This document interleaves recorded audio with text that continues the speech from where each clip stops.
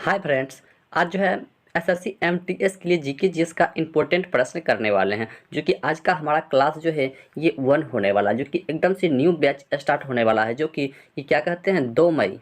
क्या है कि 2 मई से 20 जून के बीच में जो भी एग्ज़ाम होने वाला है उसके लिए बहुत बहुत महत्वपूर्ण प्रश्न जो कि एक मतलब संग्रह बनाया गया है। इसलिए यदि चैनल पर नए आए हैं तो जो चैनल को सब्सक्राइब करके बेल आइकन को प्रेस कर ले। और यह क्लास जो है डेली रात में यह क्लास डेली रात में 9 बजे होगा।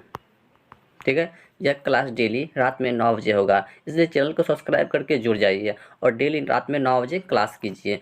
ठीक है, तो चलिए बिना देरी करते हुए प्रश्न को स्टार्ट करते हैं। तो प्रश्न है, निम्नलिखित में से किस राज्य सरकार ने छात्रों को मार्गदर्शन प्रदान कराने और उनके कौशल में सुधार लाने के लिए फरवरी 2022 में प्रोजेक्ट आरोहण नामक 4 वर्षीय परामर्श जो है ये कार्यक्रम की घोषणा की है? बताइए। देखो, इसका सही आंसर जो ये ऑप्शन नंबर सी हो जाएगा, असम राज्य ने किया है। किसने किया था? तो ये असम राज्य ने जो है किया था। चलिए देख लेते हैं नेक्स्ट प्रश्न को। यदि आपको किसी प्रश्न में डाउट हो तो उसका आंसर मतलब जो है आप कमेंट में कर सकते हैं, उसका आंसर फिर से देने की कोशिश करेंगे। तो चलिए दूसरा प्रश्न है, निम्नलिखित में से कौन सा खेल ग्रीष्मकालीन ओलंपिक खेल 2020 जिसे 2021 में आयोजित किया गया था लेकिन नहीं खेला गया था? बताइए। यह क्रिकेट आयोजित किया गया था लेकिन खेला नहीं गया था। देखो, ग्रीष्मकालीन 2020 ओलंपिक खेलों में से एक क्रिकेट का खेल जिसे कोविड-19 के कारण जो है इसे नहीं खेला गया है। ठीक है, तो और यह खेल जो है पूछ सकता है करंट में, और यह खेल 2024 में भी होने वाला है। ठीक है, 2024 में यह खेल होने वाला है, और ये कहाँ पर होने वाला है यहाँ से प्रश्न पूछ सकता है। तो यह खेल जो है ये क्या कहते हैं, फ्रांस की राजधानी ये पेरिस में होने वाला है। ठीक है, फ्रांस की राजधानी ये पेरिस में होने वाला है, इसलिए अच्छा से इसको याद रखना है। चलिए देख लेते हैं नेक्स्ट प्रश्न को। चलिए अगला प्रश्न है 3 नंबर।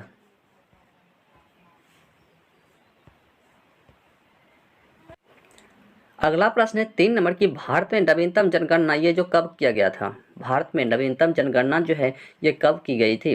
देखो, भारत में नवीनतम जनगणना जो है ये 2011 में किया गया था। कब किया गया था? ये 2011 में किया गया था, लेकिन इससे पहले भी एक जनगणना 1931 में सेम टू सेम ऐसा ही जनगणना जो कि किया गया था।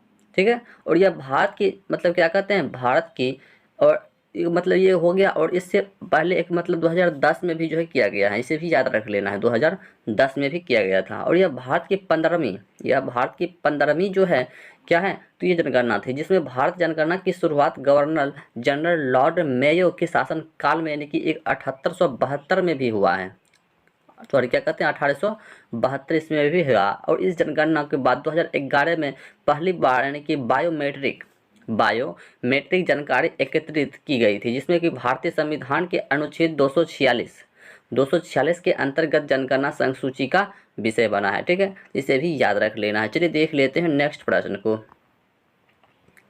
चलिए अगला प्रश्न है 4 नंबर। बताइए कि सल हेस त्योहार राज्य में मनाया जाता है। सल हेस त्योहार जो है ये किस राज्य में जो है मनाया जाता है? देखो, सल हेस त्योहार ये बिहार राज्य में जो है मनाया जाता है। कहाँ पर मनाया जाता है? यह जो बिहार राज्य में मनाया जाता है।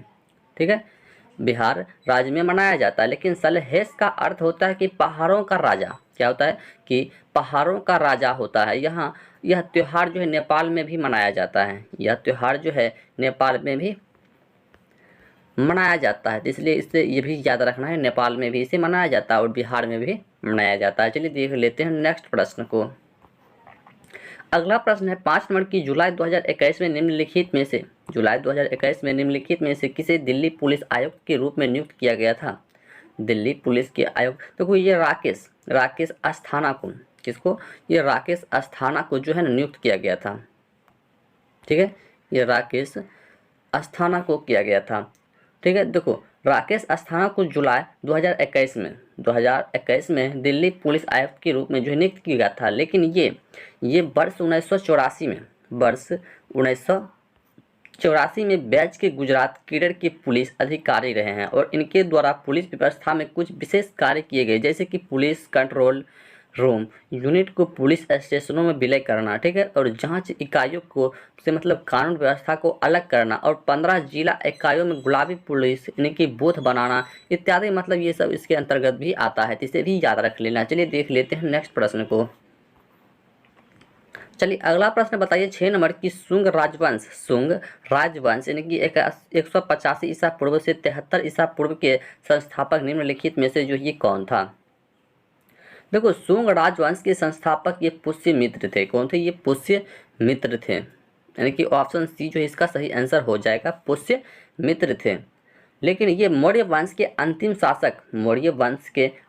शासक कौन था? तो ये बृहद्रथ के सेनापति थे, और इनकी हत्या करके ही शुंग वंश की नींव रखी गई थी, जो कि इसका साम्राज्य हिमालय से नर्मदा नदी तक और सिंधु से प्राचीन यानी कि समुद्र तक विस्तृत माना जाता था। और इसके द्वारा दो बार अश्वमेध यज्ञ की गई थी, जिसमें सिंधु नदी के तट पर यवनों को पराजित किया गया था। ठीक है, तो चलिए देख लेते हैं नेक्स्ट प्रश्न को। चलिए अगला प्रश्न बताइए कि चाल क्या है बताइए। देखो चाल इकाई समय में किसी वस्तु द्वारा तय की गई दूरी को चाल कहते हैं, यानी कि ऑप्शन नंबर बी जो इस प्रश्न का बिल्कुल सही आंसर हो जाएगा। अर्थात दूरी बटा समय। चाल बराबर क्या होता है? तो चाल बराबर जो फॉर्मूला होता है ये दूरी बटा में समय होता है। ठीक है, दूरी बटे में क्या होता है? समय होता है। लेकिन यहाँ एक क्या है? अदिश राशि है। चाल क्या है? यह एक अदिश राशि है, और इसका मात्रक की हम बात करें तो मीटर पर सेकेंड होता है। क्या होता है? तो इसका मात्रक जो है यह मीटर पर सेकेंड होता है, तो इसे भी याद रखना। चलिए देखते हैं नेक्स्ट प्रश्न को। चलिए अगला प्रश्न बताइए 8 नंबर की निम्नलिखित में से किसकी रीढ़ की हड्डी नहीं होती है। निम्नलिखित में से किसकी जो है रीढ़ की हड्डी जो है नहीं होती है। देखो मकड़ी में जो है रीढ़ की हड्डी नहीं होती है। ठीक है, मकड़ी में रीढ़ की हड्डी जो है नहीं होती है। लेकिन मकड़ी हवा में, देखो मकड़ी जो होता है ये हवा में सांस लेने वाले आर्थ्रोपोड होते हैं, जिनमें कि 8 पैर होते हैं, और शरीर की लंबाई की हम बात करें तो 0.5 से लेकर 90 मिलीमीटर के बीच में होता है।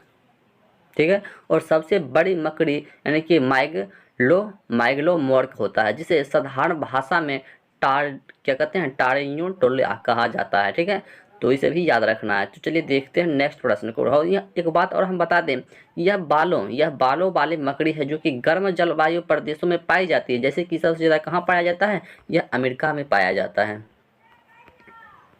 ठीक है, तो चलिए देखते हैं नेक्स्ट प्रश्न को। चलिए अगला प्रश्न है 9 नंबर। बताइए कि भारत के निम्नलिखित पड़ोसी देशों में से किसका जनसंख्या घनत्व जो है सबसे अधिक है। भारत के निम्नलिखित पड़ोसी देशों में से किसका जनसंख्या घनत्व जो है सबसे अधिक है। देखो भारत में पड़ोसी देशों में बांग्लादेश का जनसंख्या जो ये सबसे क्या है? अधिक है। किसका है? ये बांग्लादेश का, यानी कि ऑप्शन सी जो है बिल्कुल सही आंसर हो जाएगा कि बांग्लादेश का। ठीक है, और इनका जनसंख्या घनत्व लगभग जो है कितना है? तो 1.26 व्यक्ति पर मतलब प्रति वर्ग किलोमीटर। ठीक है, प्रति वर्ग किलोमीटर है, और इसकी जनसंख्या जो विश्व की कुल जनसंख्या का 2.11% है इसकी जनसंख्या। ठीक है, और जिसमें विश्व में सर्वाधिक जनसंख्या मतलब घनत्व वाला देश जो है ये सिंगापुर को माना जाता है। इसे भी याद रखना, किसे माना जाता है? ये सिंगापुर को जो है माना जाता है सबसे अधिक घनत्व वाला। ठीक है, तो इसे भी याद रखना है, सबसे ज़्यादा सिंगापुर को। तो चलिए देखते हैं नेक्स्ट प्रश्न को। चलिए अगला प्रश्न है 10 नंबर कि वर्ष 1986 में किस प्रसिद्ध भारतीय कथक नर्तक और नर्तकी को पद्म विभूषण प्राप्त हुआ था। पद्म विभूषण जो है ये प्राप्त हुआ था। देखो ये क्या कहते हैं? पंडित बिरजू महाराज को। किसको? पंडित बिरजू महाराज को, यानी कि ऑप्शन डी जो है इसका सही आंसर हो जाएगा। पंडित बिरजू महाराज को वर्ष 1986 में पद्म विभूषण प्राप्त हुआ था, और ये कथक नृत्य के लखनऊ घराने से संबंध रखते थे, और इनका जन्म जो है ये 4 फरवरी 1938 ईस्वी को हुआ था, और इसकी मृत्यु की हम बात करें तो 17 जनवरी 2022 को हुई है। और इनके पिता का नाम जो ये अच्छन महाराज था, जो कि इनके मतलब गुरु भी थे, और कथक के विकास के लिए इनके द्वारा क्लास शर्मा की स्थापना की गई थी। तो चलिए देखते हैं नेक्स्ट प्रश्न को। चलिए अगला प्रश्न है 11 नंबर की, भारत का पूर्वी तटीय मैदान कहाँ स्थित है? भारत का पूर्वी तटीय मैदान जो है ये कहाँ पर स्थित है? भारत का पूर्वी तटीय मैदान जो है ये कहाँ पर स्थित है? देखो पूर्वी घाट और बंगाल खाड़ी के बीच यानी कि भारत का पूर्वी तटीय मैदान अवस्थित है, यानी कि ऑप्शन नंबर डी जो इसका सही आंसर जो है हो जाएगा। क्या हो जाएगा? ऑप्शन नंबर डी हो जाएगा। देखो इसका विस्तार जो ये पश्चिम बंगाल, उड़ीसा, आंध्र प्रदेश और तमिलनाडु तक है और नदियों के द्वारा यह भारी मात्रा में अवसादों का मतलब निक्षेपण किया जाता है, जिसके कारण यहाँ डेल्टा का निर्माण भी होता है और यह मैदान जो दक्षिण पश्चिम मानसून और उत्तरी पूर्वी मानसून दोनों से ही वर्षों की प्राप्ति होती है और यहाँ जो है चिकनी मिट्टी अधिकांश मात्रा में जो है पाई जाती है, जिस कारण यहाँ चावल की खेती जो है व्यापक पैमानों पर की जाती है। तो चलिए देखते हैं नेक्स्ट प्रश्न को। चलिए अगला प्रश्न है 12 नंबर की, अनुशंसित आहार भत्ता बराबर क्या होगा?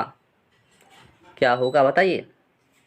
देखो अनुशंसित आहार भत्ता यानी कि आवश्यकताएं प्लस संरक्षा का मतलब क्या करना, मार्जिन, और इनके अंतर्गत स्वस्थ शरीर हेतु यानी कि पोषण आहार की पूर्ति की जाती है, यानी कि ऑप्शन नंबर डी जो है इसका सही आंसर जो है हो जाएगा। चलिए देख लेते हैं नेक्स्ट प्रश्न को। अगला प्रश्न है 13 नंबर की, किस वर्ष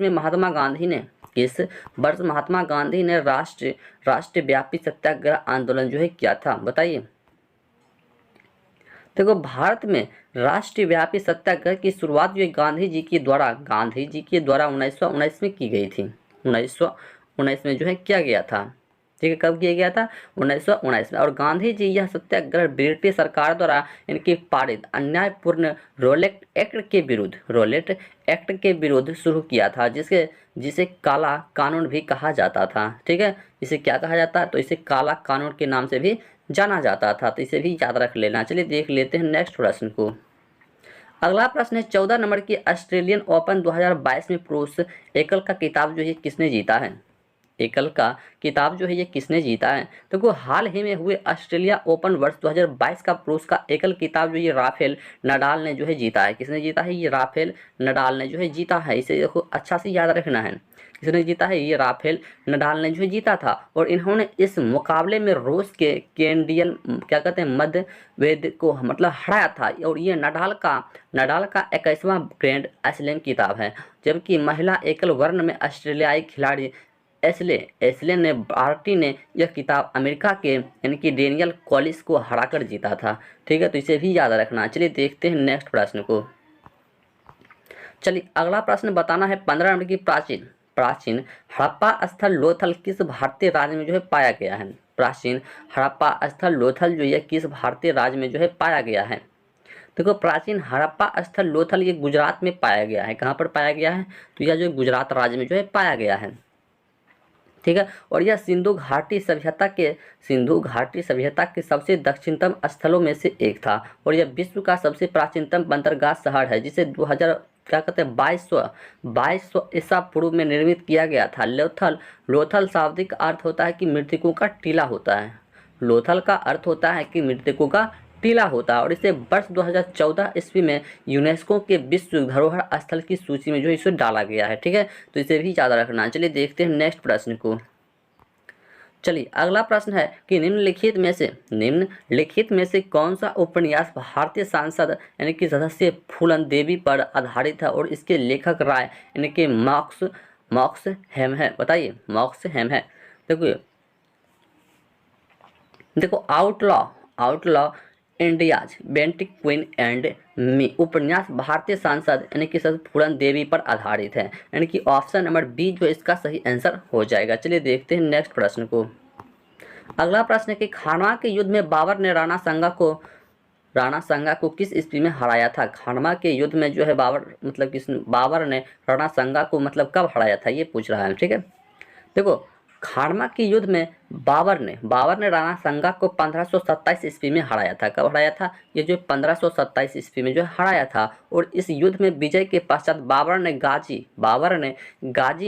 गाजी की उपाधि धारण किया था और यह युद्ध जो है आगरा से 35 किलोमीटर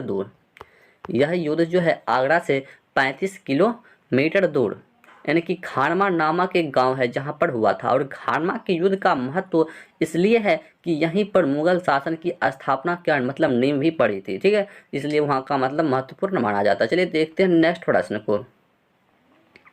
चलिए अगला प्रश्न है 18 नंबर की, भारतीय संविधान में दिए गए मौलिक कर्तव्यों के अनुसार भारत की संप्रभुता को मानना और उसकी रक्षा करना भारत के प्रत्येक नागरिक का कर्तव्य होगा। बताइए, भारत के प्रत्येक नागरिक का कर्तव्य जो है क्या होगा। देखो, भारतीय संविधान में दिए गए मौलिक कर्तव्यों के अनुसार भारत का संप्रभुता, एकता और अखंडता को मानना और उसकी रक्षा करना भारत के प्रत्येक नागरिक का क्या होगा, कर्तव्य होगा। यानी कि ऑप्शन नंबर सी जो है इसका सही आंसर जो है हो जाएगा। क्या हो जाएगा, ऑप्शन नंबर सी जो है इसका सही आंसर हो जाएगा। ठीक है, देखो इसे स्वर्ण सिंह समिति की सिफारिश पर यानी कि 42वां संविधान संशोधन वर्ष 1976 के माध्यम से मतलब जोड़ा गया और इसे भाग जो है 4 में के अंतर्गत अनुच्छेद 51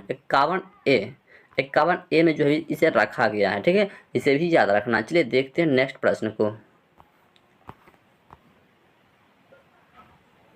चलिए अगला प्रश्न है 19 नंबर कि भारत की निम्नलिखित में से कौन सी वित्तीय संस्था निवेशों के हितों की रक्षा करती है और शेयर बाजार के मध्यस्थों को मतलब कामकाज को मतलब सुगम बनाती है। देखो, भारतीय प्रतिभूति और विनिमय बोर्ड यानी कि सेबी क्या है कि सेबी निवेशकों को हितों की रक्षा करती है और शेयर बाजार के मध्यस्थों के कामकाज को मतलब सुगम बनाती है। यानी कि ऑप्शन नंबर बी जो है इसका सही आंसर जो है हो जाएगा। ठीक है, देखो इसे 12 अप्रैल 1992 में जो इसे स्थापित किया गया है। ठीक है, इसका डेट भी याद रखना है। 1992 में जो इसे स्थापित किया गया था और यह क्या कहते हैं वैधानिक निकाय है और इसका गठन तो अप्रैल 1988 में ही कर लिया गया था, लेकिन किंतु पूंजी बाजार नियामक के रूप में वैधानिक दर्ज इसे 1992 में प्रदान किया गया। ठीक है, तो चलिए देखते हैं नेक्स्ट प्रश्न को। चलिए अगला प्रश्न है 20 नंबर की, भारत की जनगणना हमें जानकारी प्रदान करती है। भारत की जनगणना हमें जानकारी प्रदान करती है। बताइए किस चीज़ की जानकारी जो है प्रदान करती है। देखो, भारत की जनगणना हमें जनसंख्या के बारे में जानकारी प्रदान करती है और प्रत्येक 10 वर्ष में एक बार जनगणना की जाती है। और भारत में जनगणना की शुरुआत जो एक गवर्नर जनरल यानी कि लॉर्ड मेयो के काल में हुआ था। कब हुआ था, ये 1872 ईस्वी में शुरुआत हुआ था।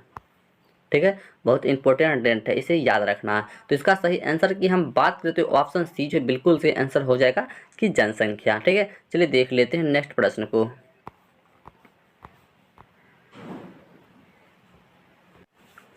अगला प्रश्न 21 नंबर कि उस्ताद अल्लाह खां कुरैशी जिन्हें अल्लाह रक्का के नाम से भी जाना जाता है, किस वाद्य यंत्र से संबंधित थे। देखो, यह जो है ना तबला से संबंधित था। किससे संबंधित था, तो यह तबला से संबंधित था। तो चलिए देखते हैं नेक्स्ट प्रश्न को। चलिए अगला प्रश्न है 22 नंबर कि चट्टानों की परतों में फंसे पौधों और जंतुओं के मतलब अवशेष क्या होते हैं। देखो, चट्टानों की परतों में फंसे मृत पौधे और जंतुओं के अवशेष जो है जीवाश्म कहलाता है। क्या कहलाता है, तो वह जो है जीवाश्म कहलाएगा। ठीक है, क्या कहलाएगा, वो जीवाश्म कहलाएगा। और जीवाश्म से ईंधन की प्राप्ति होती है और मृत पौधा के जीवाश्म से मतलब कोयला और क्या कहते हैं मृत जंतुओं की जीवाश्म से प्राकृतिक गैस जैसे कि तेल बनता है। ठीक है, तो चलिए देखते हैं नेक्स्ट प्रश्न को।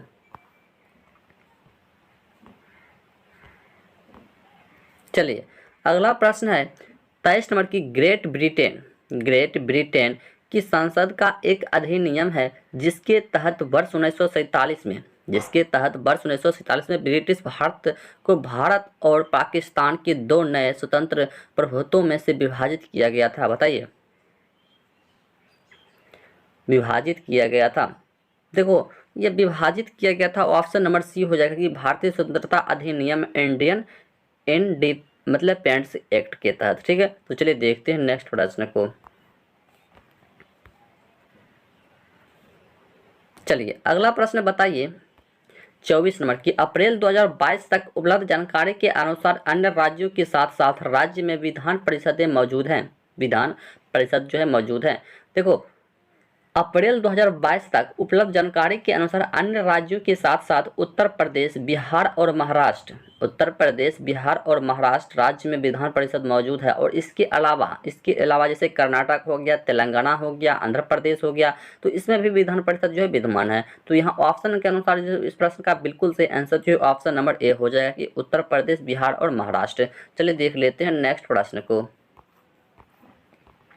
चलिए अगला प्रश्न जो कि आज का हमारा लास्ट प्रश्न है कि 25 नंबर की टी बाल सरस्वती निम्नलिखित में से किस भारतीय शास्त्रीय नृत्य से संबंधित थी। देखो टी बाल सरस्वती भरतनाट्यम संबंधित थे, जिसमें से इस नृत्य की उत्पत्ति भारत के तमिलनाडु के तंजौर जिला में हुई थी और यह 2000 वर्ष पुरानी नृत्य शैली है। क्या है? 2000 वर्ष पुरानी है। ठीक है, तो इस प्रश्न का बिल्कुल सही आंसर जो ऑप्शन डी हो जाएगा कि भरतनाट्यम। तो यदि वीडियो अच्छा लगा हो तो चैनल को लाइक एंड सब्सक्राइब जरूर करें और दोस्तों को ज़्यादा से ज़्यादा शेयर करें। तो चलिए फिर से मिलते हैं नेक्स्ट वीडियो में, तब तक के लिए जय हिंद, जय भारत।